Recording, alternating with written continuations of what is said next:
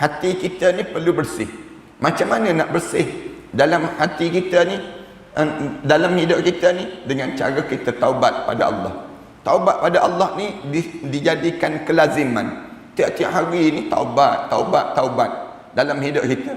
Jangan kita biarkan diri kita ni, kita buat dosa kemudian kita jadikan kotoran degil pada hati kita. Jangan. Dosa kita ni kita biar. Orang tanya bila nak taubat? Nanti dekat nak mati, nanti taubatlah dia sebut. Selagi mana tak mati, tak nak taubat. Ada yang jenis demikian, yang menyebabkan bila dekat nak mati jadi susah. سنخوض معاركنا معهم وسنمضي جموعا نردعهم ونعيد الحق المغتصب وبكل القوة ندفعهم بسلاح الحق البتار سنحرر أرض الأحرار ونعيد الطهر إلى القدس من بعد الذل وذا العار سنخوض معاركنا معهم وسنمضي جموعا نردعهم ونعيد الحق المغتصب وبكل القوة ندفعهم وسنمضي ندك معاقلهم بدبيل دام يقلقهم وسنمحو العار بأيدينا وبكل. بسم الله الرحمن الرحيم. الحمد لله رب العالمين، والصلاة والسلام على أشرف الأنبياء والمرسلين وعلى آله وصحبه أجمعين. سبحانك لا علم لنا إلا ما علمتنا إنك أنت العليم الحكيم. رب اشرح لي صدري ويسر لي أمري واحلل عقدة من لساني يفقهوا قولي. يا عليم علمنا من علمك كما ترضى به عنا. يا حليم خلقنا بخلق الحلم وحققنا بحقائق العلم. اللهم علمنا ما جهلنا وذكرنا ما نسينا. اللهم يسر ولا تعسر وتمم بالخير. أما بعد. Para hadirin yang dimuliakan sekalian, alhamdulillah kita syukur pada Allah kerana kita diberi lagi peluang oleh Allah untuk kita meneruskan perbincangan tentang mengenai satu amalan yang biasa orang nak buat saat mana dia berada dalam keadaan tersepit, iaitu masa yang dinamakan dengan kematian. Bila kita dekat nak mati, ada satu amalan yang direbut sangat di kalangan kita untuk kita buat, iaitu taubat pada Allah. Taubat pada Allah ni di saat mana biasanya orang dah mula tak kenal orang lain, maka di waktu itu kebanyakan manusia ni mula sibuk nak bertaubat pada Allah. Sedangkan waktu mana Allah bagi peluang pada kita dalam keadaan kita ni hidup, masa yang lain kita ada tapi kita tak ambil kesempatan itu, yang menyebabkan di waktu mana kita dekat nak menghadap depan Allah, tiba-tiba baru kita nak taubat pada Allah. Yang ini kebanyakan yang dilakukan oleh umat manusia begitu. Lalu Allah ajar melalui Nabi Muhammad sallallahu alaihi wasallam supaya kita ni setiap kali mana kita ada umur yang Allah bagi pada kita, maka taubat pada Allah ni sentiasa berlaku pada diri kita ni. Setiap hari paling-paling tidak kita diajar supaya taubat pada Allah sebanyak 70 kali sehari. Ini 70 kali sehari ni satu amalan yang mesti dilazimi dalam hidup kita, untuk kita sentiasa sebut, sama ada kita sebut Allahumma ghfirli, sama ada kita sebut Rabbighfirli, ataupun kita sebut kalimah-kalimah tubna ilallah wa raja'na ilallah, kalimah-kalimah yang menunjukkan kita ni kembali pada Allah. Perlu pada diri kita demikian. Kerana apa dia perhaniskan kita perlu untuk tiap-tiap hari ni kita ni sentiasa taubat. Sebagaimana kita pakai pakaian, kita nak pakaian yang kalau boleh tiap-tiap hari ni bersih. Kita tak nak pakaian yang sama je tiap-tiap hari. Tiap-tiap hari ni kita pakai dah seminggu dah pakaian yang tak berbasuh. Misal contoh demikian. Kita tak mungkin kita nak pakai, kita rasa miang, kita rasa gatal dan sebagainya. Demikian juga dengan yang disebut dengan badan kita ni. Badan kita ni kalau pakaian kita nak sentiasa bersih sepanjang masa. Demikian juga dengan badan kita ni kena bersih sepanjang masa. Jangan kita kotor. Kalau kita berbadan dalam keadaan badan kotor, tentulah kita akan rasa tak selesa. Demikian juga dengan dosa. Dosa-dosa ni menjadikan diri kita tak selesa. Bila kita buat dosa, pasti menjadikan diri kita ni dalam keadaan kita tak selesa je sepanjang masa diri kita. Kerana apa dia? Kerana kita buat dosa. Dosa-dosa ni dipanggil bebanan. Para hadiskan, katakanlah para hadiskan ada tubuh badan kita ni najis. Kita ada tubuh badan kita ni yang disebut dengan benda-benda yang kotor. Kita akan rasa tak selesa kan? Tak selesa kenapa? Kerana dia kotor. Demikian juga dosa. Dosa-dosa ni menjadikan hati kita ni dalam keadaan kitanya tak selesa. Rasa cepat nak marah pada orang. Rasa tak selesa dengan amalan. Kita tak khusyuk solat. Punca apa dia? Punca gangguan-gangguan inilah dosa-dosa ni. Islam diajar dalam hidup kita, kalau kamu hidup dalam keadaan yang kamu tak nak pakaian kotor, tak nak badan kamu kotor, kamu mandi sampai 2-3 kali sehari. Demikian juga dengan hati kita ni. Hati kita ni perlu bersih. Macam mana nak bersih dalam hati kita ni, dalam hidup kita ni? Dengan cara kita taubat pada Allah. Taubat pada Allah ni dijadikan kelaziman. Tiap-tiap hari ni taubat dalam hidup kita. Jangan kita biarkan diri kita ni, kita buat dosa kemudian kita jadikan kotoran degil pada hati kita. Jangan. Dosa kita ni kita biar. Orang tanya bila nak taubat? Nanti dekat nak mati, nanti taubatlah dia sebut. Selagi mana tak mati, tak nak taubat. Ada yang jenis demikian. Yang menyebabkan bila dekat nak mati jadi susah. Jadi susah kita nak taubat. Macam kita ambil pakaian kita ni kan. Pakaian kita ni kita biar kotor. Lama-lama satu masa kita pun basuh. Bila kita basuh jadi payah nak tanggal kotoran tadi. Jadi kotoran degil. Istilah yang disebut demikian. Demikian juga dengan hati kita. Hati kita ni bila kita ni biar dosa kita ni. Sekali kita buat dosa, sekali titik hitam pada hati kita. 2 kali kita buat dosa, 2 kali titik hitam pada hati kita. 3 kali kita buat dosa, 3 kali. Sehingga kan penuh hati kita dengan kehitaman. Bila kita nak buat amal ibadah, kita jadi tak rasa selesa lah pada diri kita. Sembahyang kena imam baca panjang sikit, mula kita nak marah. Pak imam ni baca pula panjang-panjang. Inna a'tayna je Pak imam ni sebut. Dia jadi demikian. Dia jadi tak selesa terus. Demikian juga kita ni, bila kita buat amal ibadah tak rasa selesa. Kenapa? Kerana hati kita ni kotor. Cuba hati kita ni bersih. Bila hati kita ni bersih, kita dengar je kuliah rasa tenang jadi kita. Bila kita buat benda yang disuruh oleh Allah, kita rasa lapang je. Orang datang rumah kita, seronok je kita. Bila tengok tetamu datang ke rumah kita, tetamu makan makanan yang kita hidangkan habis licin, kita pun rasa gembira je pada diri kita. Tak ada rasa ralat dalam hati kita ni. Kerana apa dia? Kerana kita ni hati yang bersih. Hati yang bersih ni dia akan jadi demikian. Hubungan kita dengan anak-anak pun selesa. Hubungan kita dengan pasangan hidup kita pun selesa. Punca apa? Punca hati yang bersih. Tapi cuba hati kita ni kotor. Bila hati kita ni kotor, kita pun rasa lain terus. Sembahyang kita tak khusyuk. Kita baca Quran pun tak rasa lazat. Bahkan kita nak sampai tahap kelazatan baca Al-Quran tu jadi payah pada diri kita. Kerana apa dia? Kerana hati yang penuh dengan kekotoran. Yang lebih teruk lagi, bila dekat nak mati, tiba-tiba tak boleh mengucap. Ramai di kalangan kita ni, dia tak boleh mengucap. Punca apa dia? Terlekat dengan kotoran dosa. Bila terlekat dengan kotoran dosa, yang menyebabkan lidah dia tu tak jadi ringan untuk dia nak sebut la ilaha illallah. baca dalam sejarah yang berlaku pada sahabat-sahabat Rasulullah kan.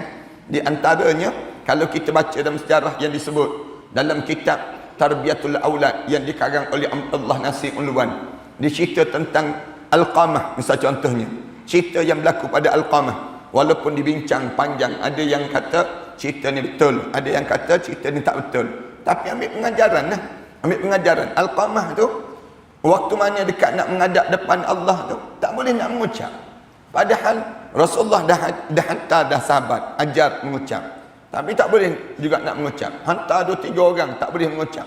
Akhir Rasulullah datang sendiri. Rasulullah ajar pada Alqamah sebut la ilaha illallah. Tak boleh nak sebut. Tak boleh nak sebut tu. Bila tak boleh nak sebut, Rasulullah tanya, Alqamah ni ada mak dia lagi tak? Mak dia ada lagi tak? Dalam cerita demikian. Lalu katanya sahabat-sahabat, ya ada ya Rasulullah. Ada ya Rasulullah. Rasulullah sallallahu alaihi wasallam sebut panggil mak dia, bagi tahu pada mak dia yang Rasulullah nak jumpa. Sahabat-sahabat baru datang mak dia tersebut. Kemudian Rasulullah tanya, ni anak makcik ke? Lalu dijawab, ya anak saya. Ada tak anak makcik ni pernah berbuat dosa dengan makcik? Tanya soalan demikian. Ada tak yang menyebabkan susah sangat dia nak mengucap ni? Masalah apa yang terjadi demikian? Lalu yang disebut tadi, ibu dia kata, tak ada ya Rasulullah. Anak saya ni orang yang bagus. Anak saya ni begini, disebut demikian.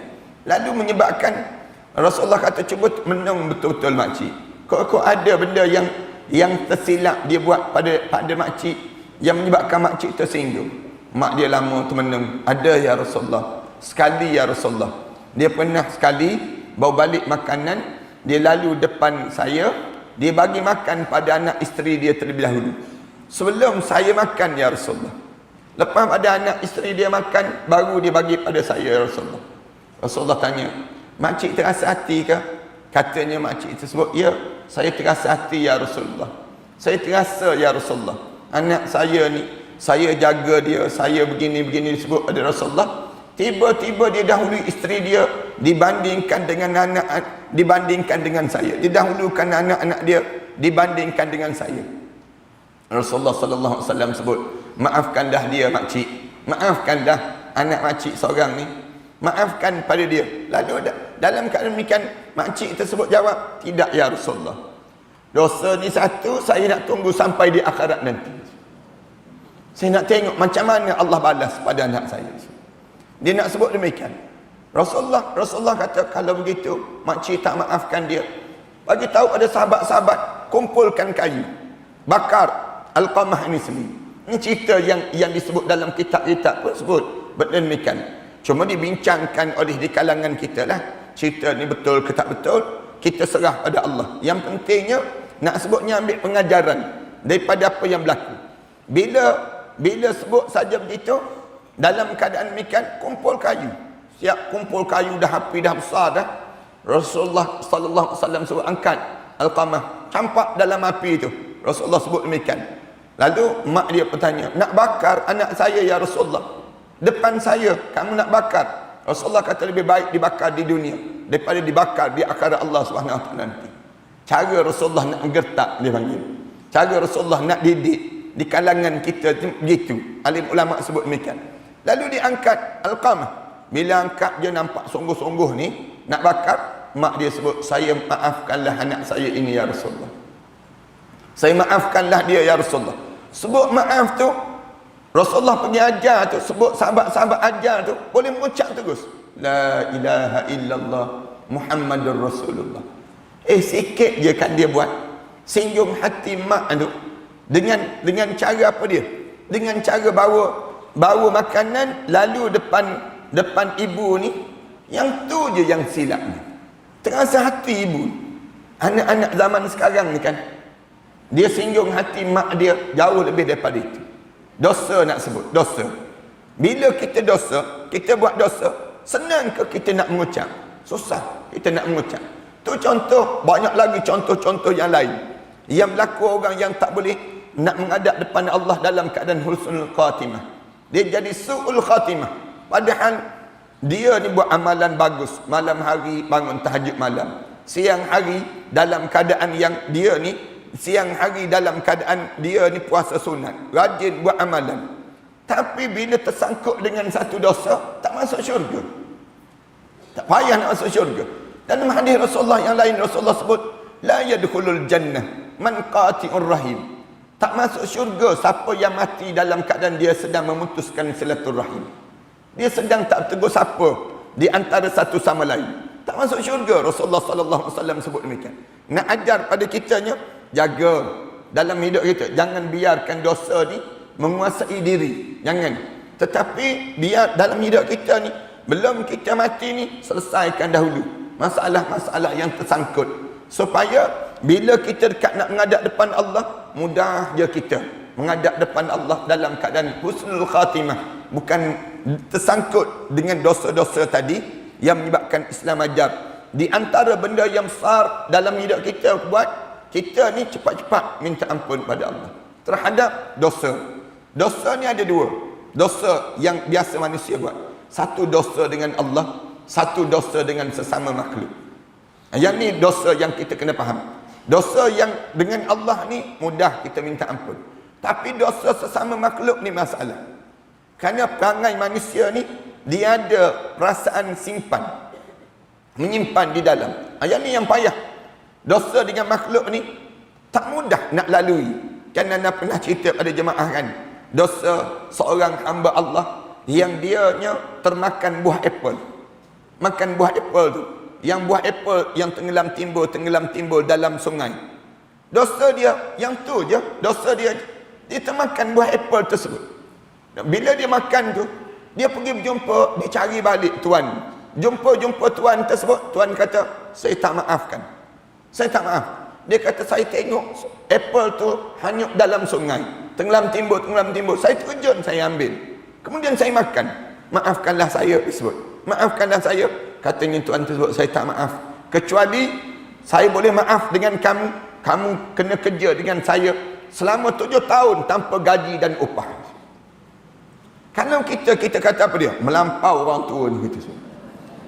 Makan apple sebiji kena kerja 7 tahun tanpa gaji dan upah. Tapi budak muda ni, dia nak suruh lepas dosa dia tu, dia kerja juga selama 7 tahun.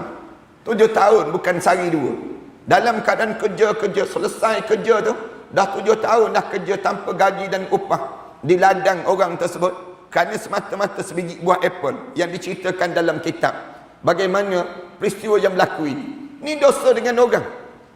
Dosa dengan orang.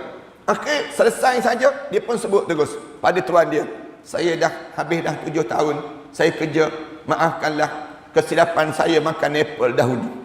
Makan apple dahulu. Lalu tuan dia kata, saya boleh maafkan dengan syarat, saya boleh lepaskan kamu dengan syarat yang kedua, kamu kena kahwin dengan anak perempuan saya yang buta matanya, yang sopak kulitnya, yang tempang kakinya. Dia sebut demikian. Kejut dia. Bala kedua dia panggil demikian. Bala kedua dah. Lepas pada bala yang pertama kerja tanpa gaji. Kemudian dalam masa yang sama kena kahwin pula dengan perempuan yang sopak kulitnya, yang buta mata dia, yang tempang kaki dia. Kan dia sebut dalam cerita demikian. Akhirnya dia, oleh kerana terlibat dengan dosa ni, takut dengan dosa makan sebiji apple, akhirnya dia kahwin juga dengan perempuan tu. Sanggup kahwin. Tak apalah, kerana terpaksa nak tanggung ini.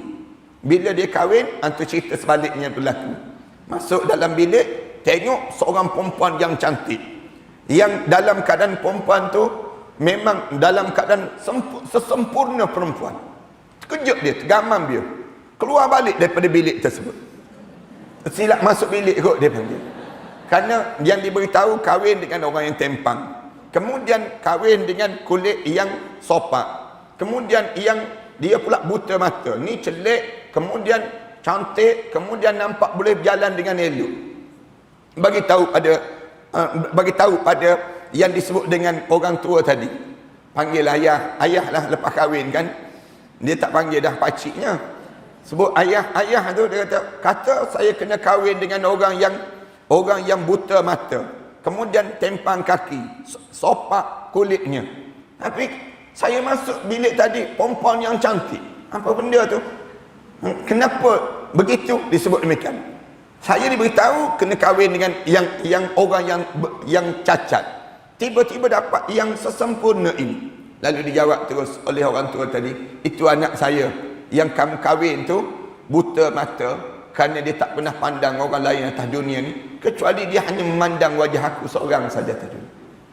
Kemudian sopak kulitnya, kerana kulitnya tak pernah disentuh oleh mana-mana lelaki atas dunia ni, kecuali aku saja yang membela dia sejak daripada kecil.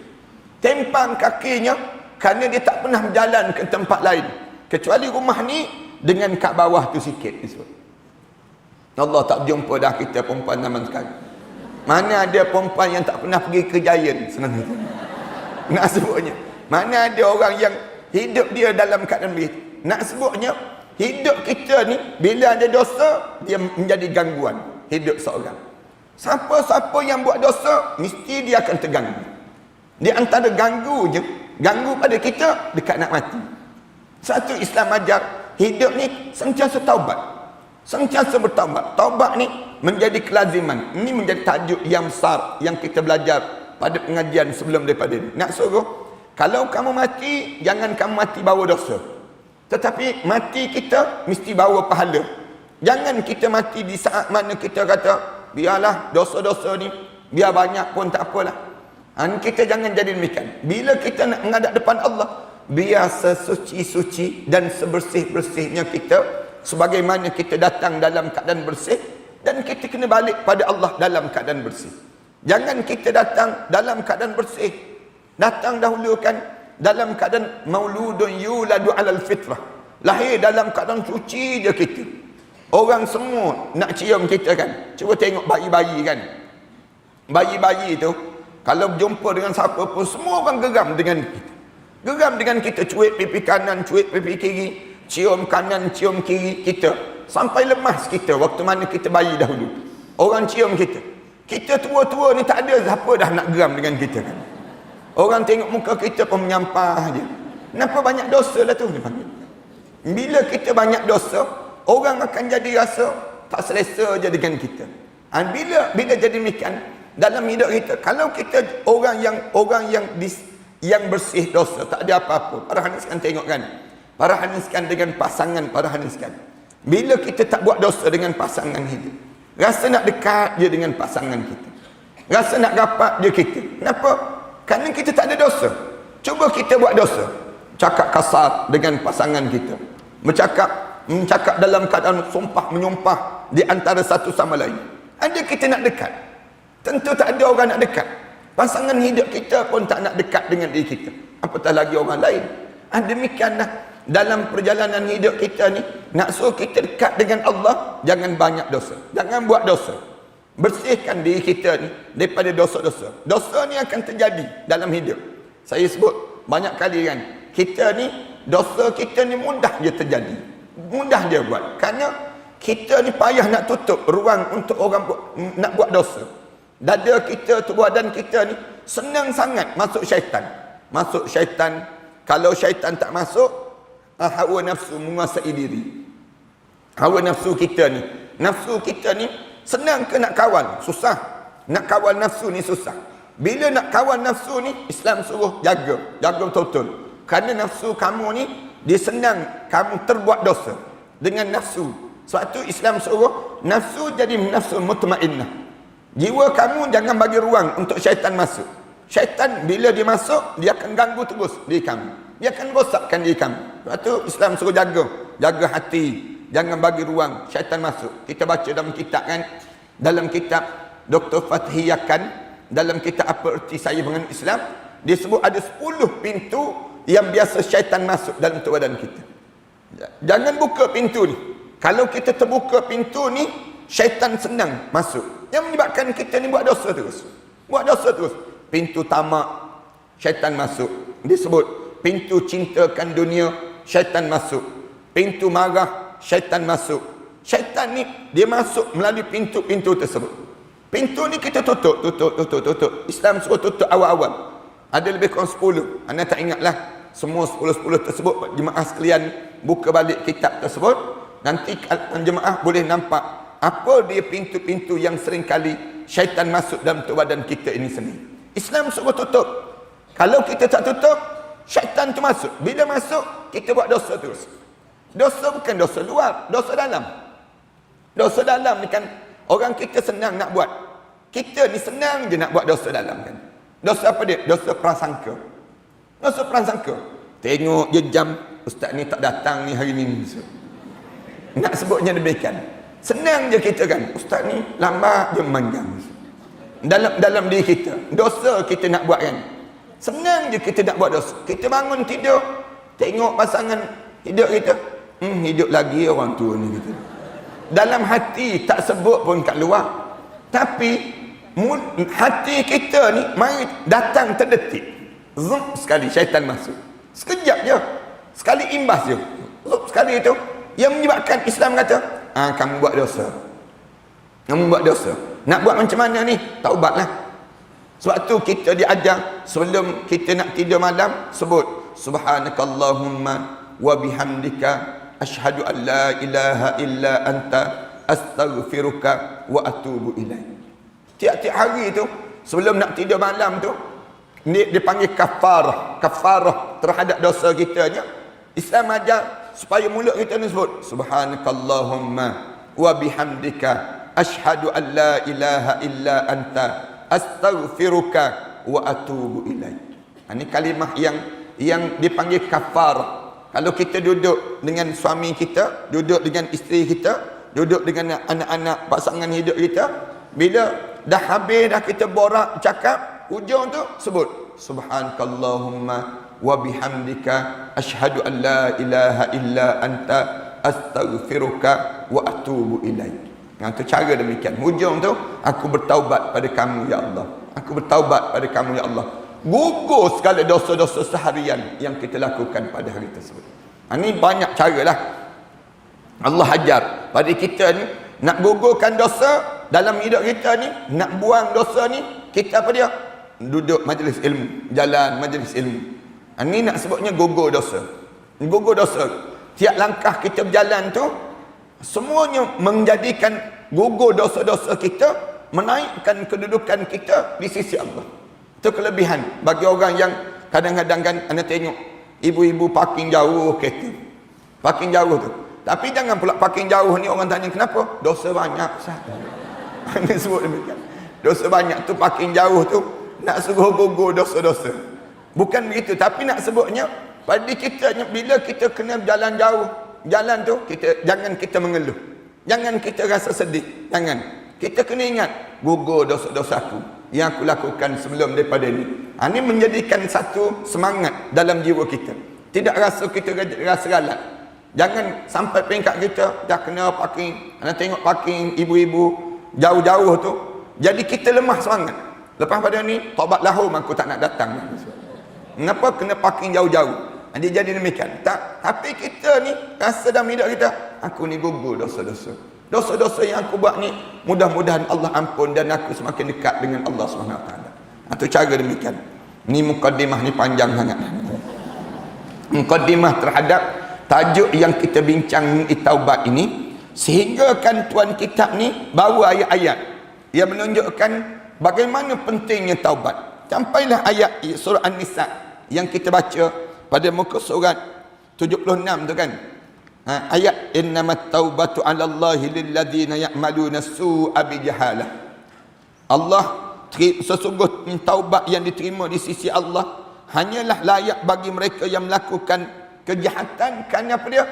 Bi jahalah, kerana kejahilan yang berada dalam diri mereka. Allah terima.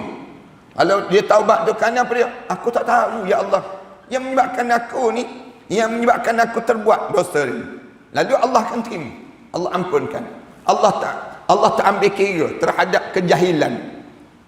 Yang Allah nak kamu sebut je, tubna ilallah. Yang Allah nak kamu tolong sebut je, Allahumma ighfirli. Ya Allah tolong ampun dosaku ya Allah. Cucuran air mata kita. Kenapa aku minta ampun ni? Kenapa aku minta ampun ya Allah? Kerana aku tak tahu dahulu ya Allah. Ni dosa dalam hidup aku. Aku tak tahu pun. Dulu mana kita tahu kan yang kita buat dosa. Yang ni dosa. Sekarang bila kita belajar, ruginya aku dahulu terbuat juga dosa. Ini Allah terima taubat ni. Dengan syarat kamu minta dengan Allah. Jangan kamu rasa ego dengan dosa kamu. Jangan kamu sombong dengan dosa kamu. Anda sebut dah pada jemaah yang lepaskan. Jangan suka mengungkit kesilapan yang lalu. Jangan sebut. Cerita-cerita lama, padam. Jangan lagi kita sebut yang kita jahil dahulu. Jangan sebut pada orang yang kita buat benda yang salah dahulu. Jangan. Tetapi bila kita sebut, dia akan hidup balik dosa. Islam ajar dosa yang lepas, padam. Padam, jangan dicerita lagi. Hanya untuk diri kita sudahlah. Kalau kita sentiasa ulang, dia akan hidup dosa tersebut. Itu Islam larang. Yang kita buat salah kerana jahil kita dahulu, kita dah tak nak dah sebut, tak nak dah ingat, kita sebut demikian. Kerana kesilapan yang lalu, dulu penuh dengan kejahilan. Allah terima tak taubat kita? Allah terima. Innamat taubatu 'ala Allahi lilladheena ya'maluna su'a bi jahalah. Kerana kejahilan kamu. Summa yatubuna min qarib. Lalu Allah sebut, kemudian bila kamu buat dosa tu, kamu tahu je dosa, itu dosa, kamu taubat sesegera mungkin.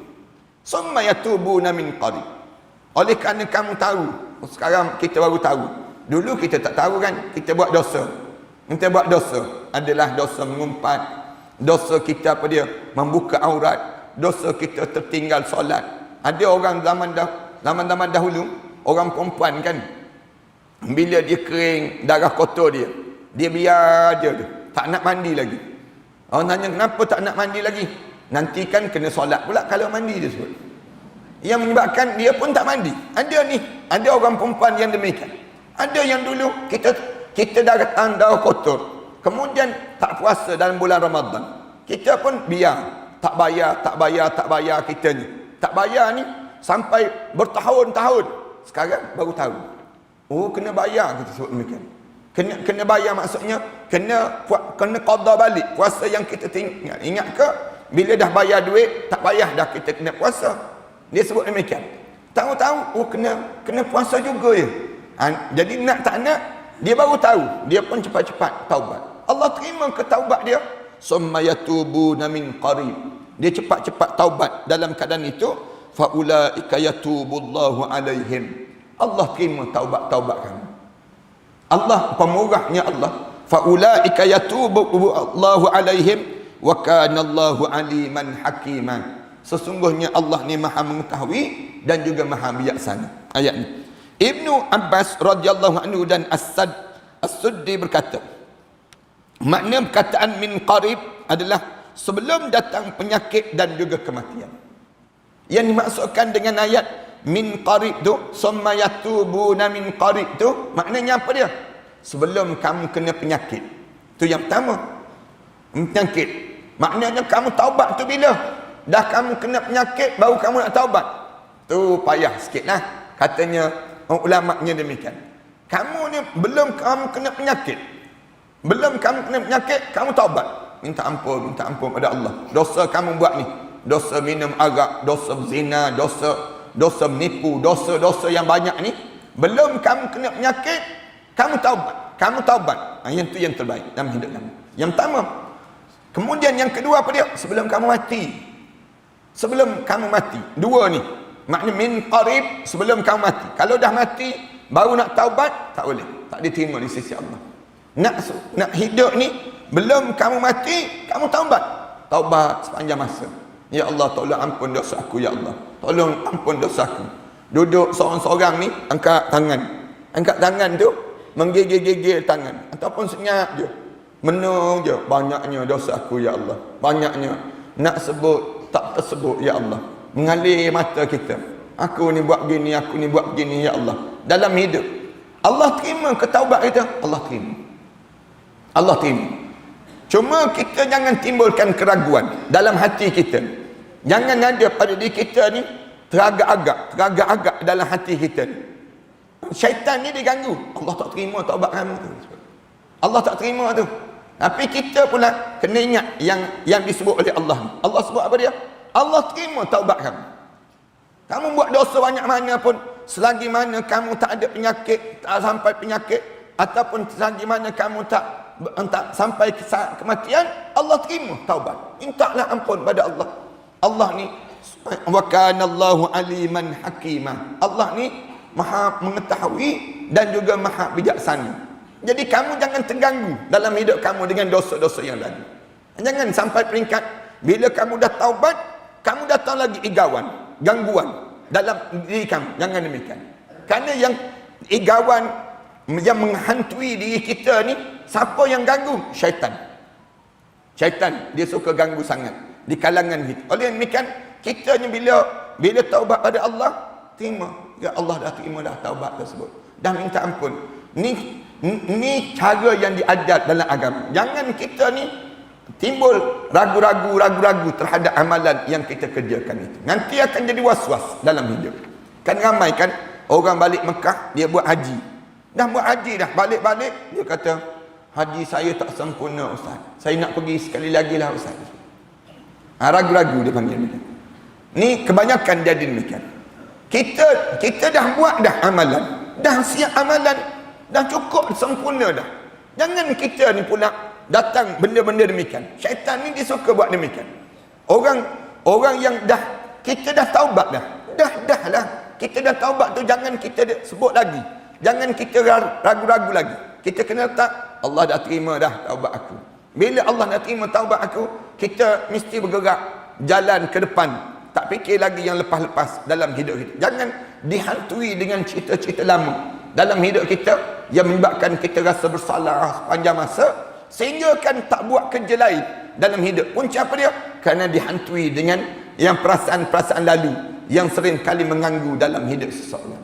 Ini cara Allah ajar pada kita. Menurut pendapat Abul Mijlas, Ad-Dhahak, Ikrimah Ibn Zaid dan juga yang lain, perkataan min qarib maksudnya adalah sebelum seorang dilihat oleh malaikat maut. Yang dimaksudkan dengan summa yatubuna min qarib, kemudian dia bertaubat sebelum sampai saat yang dekat pada diri dia. Apa dia masa yang dekat itu? Itu dilihat oleh malaikat maut. Ulama-ulama kata, bila malaikat maut tengok muka kamu, kamu taubat, tak diterima dah di sisi Allah. Ada dah pada diri kamu. Rugi dalam hidup kamu. Sekarang malaikat maut kita tak nampak lagi kan? Kita tak nampak lagi. Allah buka ni hijab kita ni. Dulu memang nampak malaikat maut datang. Kalau nak mati orang ni, dalam sejarah, bila Allah nak matikan orang, memang nampak malaikat maut tu datang, jalan, nampak. Tapi zaman Nabi Musa tempeling sekali malaikat maut. Bila tempeling sekali tu, disebut dalam kitab ni sejarah, yang jadi kita tak nampak ni, yang jadi kita tak nampak malaikat maut ni, Nabi Musa tempeling. Bila nak cabut nyawa Nabi Musa tu, peling sekali, tersembur keluar mata malaikat maut sekali tersebut. Lalu dia mengadu kepada Allah. Malaikat maut mengadu kepada Allah, ya Allah, kasar cara Musa ni ya Allah. Musa ni dia tempeling aku ya Allah. Aku datang nak cabut nyawa dia je, tapi dia tempeling aku ya Allah. Disebut demikian. Bila kena tampar sekali pada Nabi Musa tu, yang menyebabkan kata malaikat maut, boleh tak ya Allah, aku datang dalam keadaan tak nampak pula. Bermula daripada situ malaikat maut tak nampak. Allah benarkan malaikat maut tak datang cabut nyawa manusia, tak nampak, menyelit tepi-tepi doktor. Misal contoh, doktor kan kadang-kadang orang besar nak mati, doktor kepung orang besar tu jangan bagi mati. Malaikat maut menyelit tepi-tepi, mati juga pembesar tersebut. Nak sebutnya gambaran apa dia? Kalau nampak, kena cucuk ke doktor lah. Nak sebutnya kalau nampak. Oleh demikian, dalam keadaan sebegini, Allah jadikan malaikat maut ni tak nampak dah. Baik, kamu sebelum daripada kamu nampak, kamu taubat dulu lah. Islam ajar demikian. Belum kamu nampak malaikat maut, baik kamu taubat sekarang. Kalau dah nampak malaikat maut dalam hidup kamu, tak ada dah peluang untuk kamu nak taubat pada Allah. Itu cara dalam hidup kita.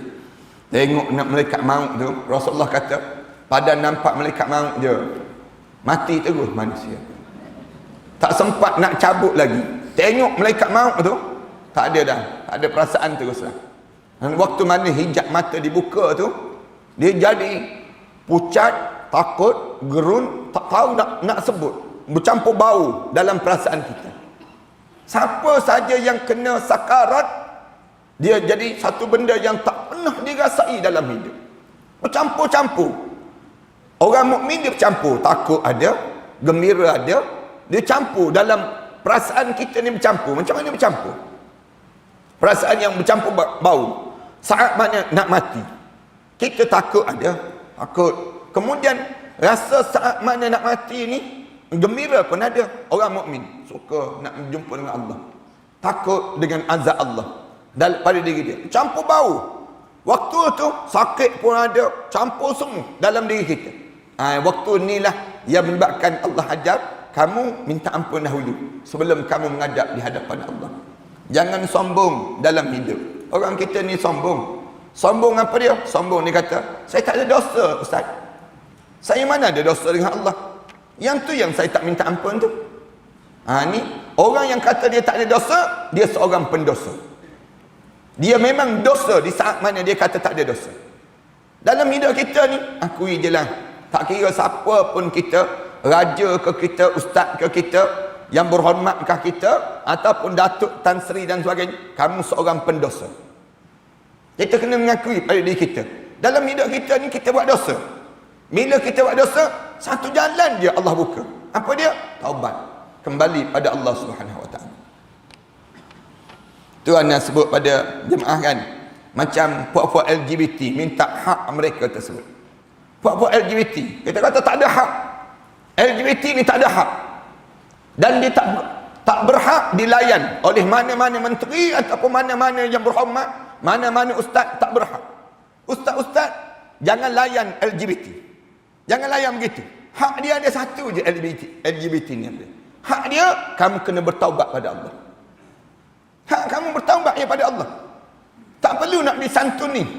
Tak betul. Dalam hidup kita, kita kata nak kena santun lah mereka ni. Kerana apa dia? Kerana mereka pun manusia juga. Dia ada hak juga. Kita kena layan dia macam orang lain juga. Kalau LGBT minta hak, nanti puak-puak penagih dadah minta hak juga. Nanti puak-puak minum arak minta hak juga. Semua pendosa-pendosa minta hak. Hak mereka apa dia? Satu je, taubat pada Allah. Itu je yang mereka berhak. Ada pun nak layan, nak tanya tandas mana nak masuk, tandas lelaki ke perempuan, tak adanya. Tak adanya, tak perlu nak ditanya tandas mana. Yang ada pada kamu balik semula. Pada asal kamu, kejadian kamu kat mana? Allah jadikan pada diri kamu tersebut. Itu cara taubat yang diajar dalam kehidupan kita. Sama je orang yang berdosa ni, siapa yang berdosa, hak dia satu je, taubat. Adapun kita nak kena santuni mereka kah? Nak perlu pergi suap ke mulut mereka kah? Makan, kemudian duduk dengan mereka, gosok-gosok peha-peha mereka ni, begitu kah? Dalam hidup, tak betul dalam Islam diajar demikian. Islam diajar dalam hidup kita ni, mereka tu bagi tahu pada mereka, taubat pada Allah. Kerana kamu minum arak, kerana kamu isap dadah, kerana kamu LGBT, kamu jadi LGBT, ni satu dosa yang besar yang dilakukan dalam hidup kamu untuk kamu kembali pada Allah Subhanahu Wa Taala. Kalau kamu mati, nanya kamu, kita sebut demikian, mati je orang yang buat dosa ni, habis pada diri dia demikian. Menurut para ulama disebut, menurut para ulama, taubat semasa melihat para malaikat pencabut nyawa adalah sah lagi. Ada setengah ulama kata, kalau kita tengok malaikat maut datang tu, kita taubat, Allah maghfirli. Tengok tu, kita sebut tubna ilallah wa raja'na ilallah. Kita nampak je malaikat tu datang malaikat ni ada di kalangan kita ni. Allah buka hijab mata, kita nampak malaikat tersebut berdiri. Bila berdiri je malaikat umum terus, wahai anak Adam, aku cari setitik air untuk kamu telan, sudah tidak ada. Aku cari selangkah untuk kamu melangkah, sudah tidak ada. Aku cari rezeki kamu, sudah tidak ada. Wahai roh, sila keluar daripada jasad. Sebut keluar tu, kita pun sebut Allahumma gfirli ma qaddamtu wa ma akhartu wa ma asrartu wa ma a'lantu wa ma anta a'lamu bihi minni. Kita sebut demikian. Kita sebut je doa demikian. Kita sebut, ya Allah tolong ampun dosaku. Allah maghfirli ma qaddamtu, yang lepas-lepas ya Allah. Wa ma akhartu, yang akan datang nanti ya Allah. Wa ma asrartu, yang tersembunyi ya Allah. Wa ma a'lantu, yang jelas-jelas. Wa ma anta a'lamu bihi minni, segala dosa yang aku buat, aku tak tahu tu dosa, tapi kamu tahu tu dosa, ya Allah. Antal muqaddim wa antal muakhir. Ya Allah, kamulah yang awal dan kamulah yang akhir, ya Allah. Kita sebut la ilaha illa anta subhanaka inni kuntu minaz zalimin. Bila kita sebut saja demikian, Allah terima ke taubat kita? Allah terima. Ada ulama sebut diterima taubat ketika mana melihat malaikat pencabut nyawa. Malaikat pencabut nyawa ni adalah sah kerana masih ada harapan dalam diri seorang yang akan meninggal dunia, sebagaimana sahnya penyesalan dan keinginan untuk meninggalkan perbuatan dosa semasa itu juga. Kalau sempat tengok je malaikat bangun tu, sempat lagi kita taubat. Tapi biasanya payah tengok malaikat. Kadang-kadang tengah-tengah tidur malaikat kejut. Tengah tidur tu, suatu ramai yang mati dalam tidur kan. Kejut-kejut tu, sejuk dah kita ni. Rupa-rupanya malaikat dah kejut dia dalam tidur. Ada yang malaikat kejut tu, bangun, masa kamu kematian dah sampai. Bangun, straight ke bilik air. Terus ke bilik air. Rebah dalam bilik air terus. Ada yang jadi demikian. Ada yang bila terus ke bilik air tu, buang air, qada hajat, semua bersih, ambil wuduk, selesai ambil wuduk, keluar balik, semayang sunat 2 rakaat, tengah sujud menghadap depan Allah. Ada yang sempat demikian. Yang jenis demikian. Kita pun terkejut kan. Kadang-kadang ada isteri dia kata, "Ustaz, saya tengok dia bangun tu tak kata apa-apa. Bangun tu terus ke bilik air. Ambil wuduk, saya dengar bilik air bunyi flash air, tanda dia buang air, qada hajat. Keluarkan semua najis-najis tu badan dia. Kemudian ambil wuduk, selesai ambil wuduk, saya tengok dia semayang sunat. Tengah semayang tu rebah terus dia. Nak sebutnya. Kenapa dia? Malaikat maut dah. Dia sempat dia bersiap. Dah tahu dah, ni malaikat dah panggil dah. Allah dah panggil dah menghadap depan Allah SWT. Ada orang tak, tengah-tengah tahu, minum arak tu, berbuih mulut, ping, mati tu. Ping, mati tu, tak sempat nak buat apa-apa lah. Nak taubat pun payah dah dalam hidup dia. Jangan buat dosa lah dalam hidup ni. Jangan berani buat dosa. Jangan kita ni jadi pemberani dalam buat dosa, jangan. Sebagaimana sahnya penyesalan dan keinginan untuk meninggalkan perbuatan dosa semasa itu. Di antara ulama ada yang mengatakan bahawa makna ayat tersebut adalah segera bertaubat setelah mana melakukan perbuatan dosa. Ulama kata bila kita terbuat dosa, taubat terus. Itu cara demikian. Kerana apa dia? Innal hasanatu yuzhibnas sayyi'at. Dia ada dua. Kalau kita buat dosa, yang pertama taubat, yang kedua buat benda yang baik. Buat benda yang baik, dia akan terhapus dosa tadi. Katakanlah para hadis sekalian mengumpat, misal contoh. Kita buat dosa. Lepas tu habis je kita mengumpat tu, kita pun ujung tu kawan kita nak balik dah. Nak balik. Kita buat dosa tadi. Katakanlah kita rasa kita buat dosa tadi mengumpat. Jadi macam mana? Kita sebut beginilah, subhanakallahumma wa bihamdika asyhadu an la ilaha illa anta astaghfiruka wa atubu ilaik. Gugur dosa-dosa tadi. Ini cara demikian. Innal hasanatu yuzhibnas sayyi'at. Benda yang buruk yang kamu buat dan kamu hapuskan dengan benda yang baik. Ada kan di kalangan kita kan, ada anak muda kita ni, dia buat dosa, terlanjur kan. Bila terlanjur suami yang laki perempuan tu, dia nak hapuskan dosa ni macam mana? Dia kahwin dua orang. Bila dia kahwin, dia taubat. Dua-dua tersebut taubat lillahi ta'ala. Allah terima ke taubat dia? Allah terima taubat. Tapi kita jangan pula hina dia, jangan. Yang kata kamu pendosa kamu. Dia buat dalam keadaan ni, jangan pula buat lepas pada ni. Cuma nak sebutnya, adakah Allah terima taubat orang yang dia terlanjur tu dengan cara dia kahwin, dengan cara Allah terima taubat dia.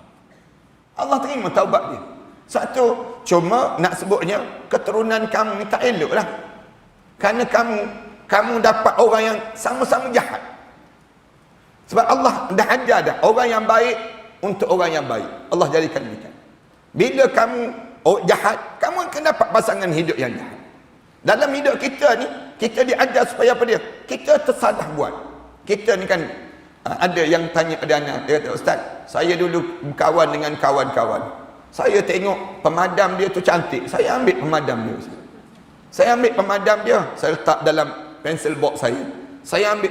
Jadi, saya ni terambil dosa. Sekarang ni, saya teringat balik pemadam ni. Macam mana, Ustaz? Dia sebut demikian. Saya tak jumpa dah dengan dia. Anda kata yang pertama, kalau boleh hantar balik pemadam. Kalau boleh hantarlah. Oh, tak jumpa dah, Ustaz. Tak tahu kat mana. Nak buat macam mana? Islam ajar ambil duit nilai semasa sekarang ni dengan harga pemadam ni berapa? Bila kita sebut saja begitu, lalu dalam keadaan demikian ambil duit ni, kemudian kitanya masukkan dalam tabung derma, kita niat, ya Allah, sampaikanlah pahala untuk orang yang saya telah terambil pemadam dia dahulu, ya Allah. Suatu hari kawan kita ni jumpa balik. Kita jumpa balik kawan yang kita ambil pemadam dia. Pemadam dia dahulu. Dia pun sebut, dia borak-borak, dulu kan awak yang ambil pemadam saya kan. Misal contohnya dia sebut demikian. Kita kata, iyalah saya ambil. Saya nak cari balik pemadam tu. Kena hantar ke? Kena hantar. Kita kata, saya dah derma dah. Saya dah derma dah untuk awak. Tak, kena bayar balik. Kena bagi balik pemadam tersebut pada diri dia. Ini contohlah. Kerana kita masih lagi hidup. Kecuali kita mati. Kita dah masuk dalam kubur dah. Lalu kita telah bagi dah segala yang belum daripada ini dengan harga tersebut. Maka habislah dosa kita dengan dia. Allah jadikan kebaikan yang kita lakukan ini menghapuskan dosa yang kita lakukan sebelum daripada ini. Itu cara demikian dalam hidup sebab. Kemudian menyegerakan taubat. Ketika mana sihat lebih utama daripada hanya melakukan amal soleh. Waktu mana kita sihat ni, alim ulama kata, mana nak kena buat? Buat taubat ke nak buat amal soleh? Di antara dua ni, innal hasanatu yuzhibna sayyi'at. Segerakan taubat. Taubat lebih utama daripada kita buat amal soleh. Betul amal soleh boleh menghapuskan yang namakan dengan yang buruk-buruk yang kita buat sebelum daripada ni. Tapi taubat itu lebih utama daripada apa dia? Daripada kita buat amal soleh dalam hidup kita. Apalagi jika kematian hampir mendekatinya. Al-Hasan menceritakan bahawa Iblis berkata kepada Allah Ta'ala semasa dia diusir daripada syurga. Iblis ni janji dengan Allah SWT tersebut. Aku bersumpah tidak akan melepaskan anak-anak Adam selagi roh masih berada dalam jasadnya. Allah Ta'ala kemudian berfirman, aku juga bersumpah tidak akan menutup pintu taubat bagi anak Adam selagi roh belum sampai ke tenggorokannya. Allah jawab pada Iblis. Iblis kata, aku bersumpah pada kamu ya Allah, kerana aku diusir daripada syurga ni, aku akan buat anak Adam ni jadi jahat selagi mana nyawa berada dalam jasad dia. Ini sumpah Iblis dia panggil. Sumpah Iblis dengan anak Adam ini sendiri. Lalu Allah jawab. Allah kata, aku bersumpah pada kamu, aku akan buka pintu taubat selagi mana roh dia belum sampai di tenggorokan. Maknanya kamu nak buat, kamu buat. Itu kerja kamu, Iblis. Manakala kerja dia taubat. Dia taubat. Waktu mana Iblis dia dengar Allah puji Nabi Ayub. Nabi Ayub ni Nabi yang diuji oleh Allah dengan penyakit dan sebagainya. Diuji dengan Allah jadikan kesabaran pada Ayub. Ayub ni di antara orang sabar. Nabi Ayub kan yang sakit tu. Kemudian Iblis kata, ya Allah, bagi peluang pada aku kacau dia. Aku nak kacau dia. Allah kata, kamu jangan kacau dua je. Yang pertama lidah dia, yang kedua hati dia. Yang lain kamu nak kacau, kamu kacau. Disebut demikian. Kacau Nabi Ayub ni, mati binatang tunggangan dia. Habis tanaman-tanaman dia.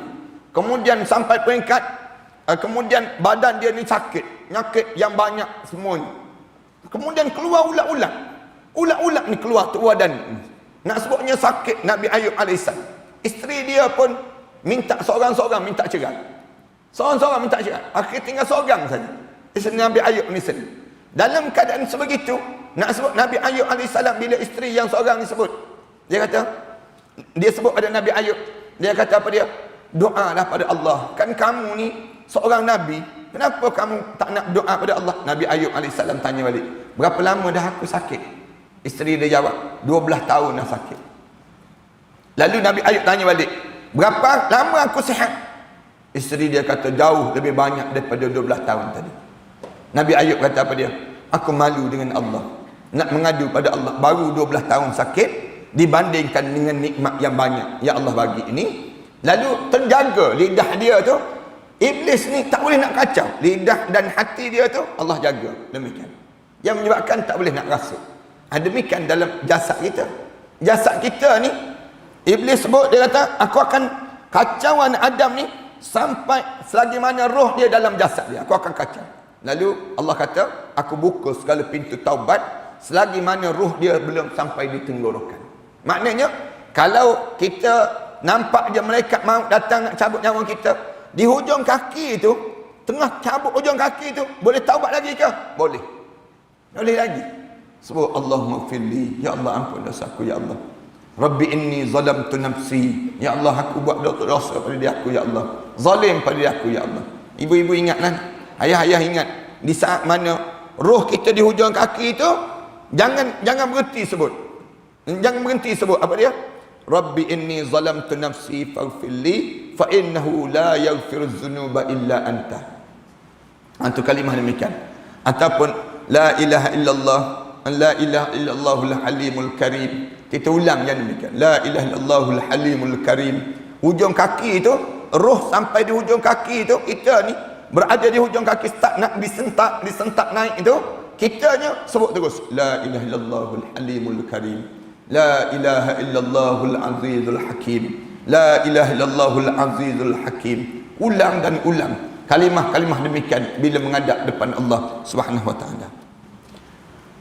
Taubat wajib bagi semua mukmin. Taubat itu menjadi wajib bagi semua orang mukmin. Dasar pada firman Allah. Allah Subhanahu wa taala sebut ni, kita sambung akan datang nanti insya-Allah.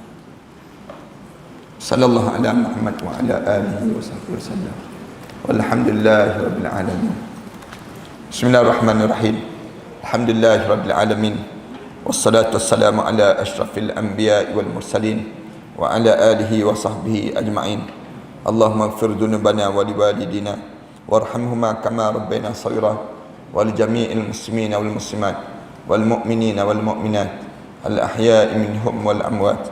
Allahumma taqabbal minna salatana tammah waghfir lana dhunubana ammah wa la tu'azzibna yawmal qiyamah innaka la tukhliful mi'ad.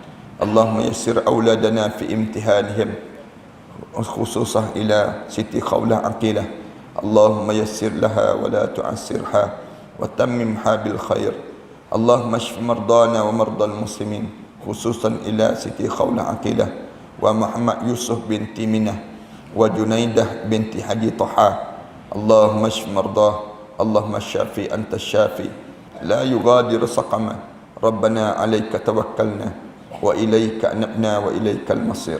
Rabbana ja'alna muqimas salah wa min dhurriyyatina rabbana wa taqabbal du'a. Rabbana hab lana min azwajina wa dhurriyyatina qurrata a'yun waj'alna lil muttaqina imama. Rabbana atina fid dunya hasanah wa fil akhirati hasanah wa qina adzaban nar. Sallallahu ala Muhammad wa ala alihi wa sahbihi wasallam. Alhamdulillahirabbil alamin.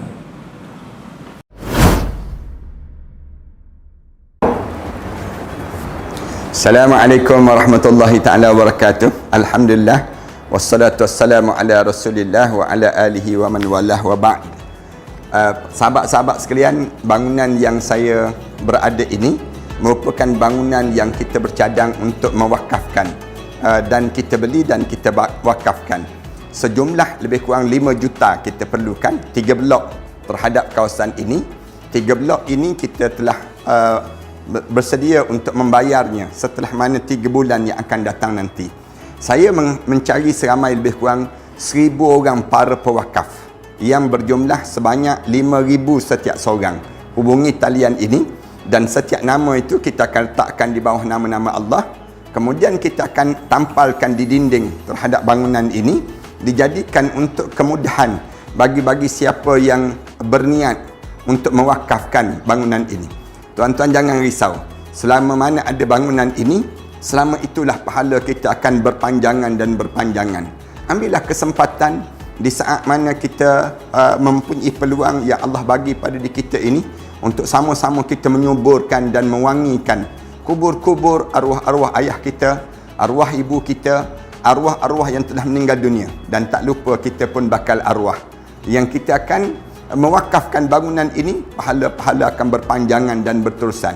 Setakat ini kami telah bersedia untuk membeli daripada pemilik yang bukan Islam kepada menjadi milik orang Islam pula. Mari bersama dengan kami, mudah-mudahan Allah jadikan kebaikan kepada dalam wakaf-wakaf di kalangan kita, kepada para pewakaf yang telah mewakafkan ini. Wallahu a'lam.